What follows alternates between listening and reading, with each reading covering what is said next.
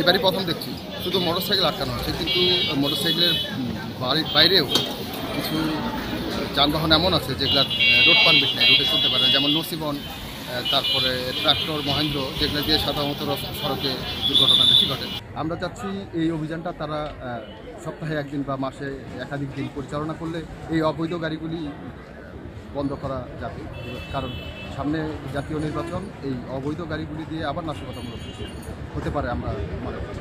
আমরা চাই যত অবৈধ যান রাস্তায় চলে সবগুলির বিরুদ্ধেই সেনাবাহিনী তথা যৌথ বাহিনী অভিযান চালাক। যেহেতু মানে আমাদের স্বার্থে ওরা করতে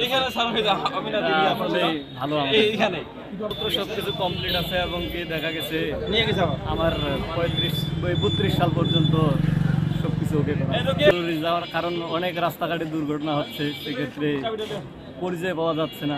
সেক্ষেত্রে একটা লাইসেন্স থাকলে সেটা পরিচয় পাওয়া যায়, আর লাইসেন্স থাকলে সেটা অবশ্যই প্রশিক্ষণপ্রাপ্ত ড্রাইভার ছিল। সামনেও হবে। সেনাবাহিনী, আমার পুলিশ, এই যৌথ বাহিনীর উদ্যোগে এই অভিযানটা পরিচালনা করছি।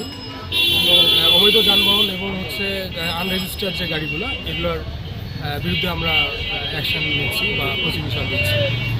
এই রোডে তো ওরকম বড় গাড়ি নাই, আমরা ছোটো গাড়ি চেক দিচ্ছি, যেমন মাইক্রো, পিক আপ বা ট্রাক, আমরা এই গাড়িগুলো চেক দেওয়া হয়েছিল। কিন্তু এই রোডে সবথেকে বেশি মোটরসাইকেলে চলে।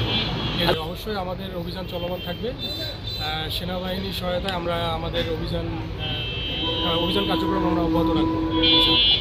আজকে মামলা হয়েছে 10টি, 32,000 টাকা।